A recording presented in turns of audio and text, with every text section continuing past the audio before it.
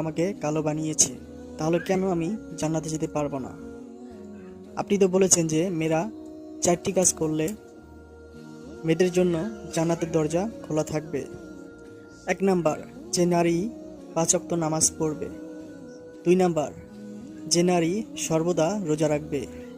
Number 3, যে স্বামী স্বামীর আনুগত্য করবে। নাম্বার 4, যে পরকীয়ায় লিপ্ত না হয়ে নিজের লজ্জাস্থানকে হেফাজত করবে। মেয়েটি বলল, আমি এই 4টি কাজ যথাযথভাবে পালন করেছি, তাহলে কেন আমি জান্নাতে যেতে পারবো না? এই বলে মেয়েটি আরো বেশি কান্না করতে লাগলো। রাসূল সাল্লাল্লাহু আলাইহি সাল্লাম মেয়েটিকে মুচকি হাসি দিয়ে বললেন, আর কান্না করো না।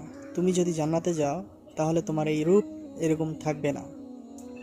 আল্লাহ তাআলা তোমাকে এই চাঁদের মতন এবং আসমানের মতন আলোর মতন সৌন্দর্য তৈরি করে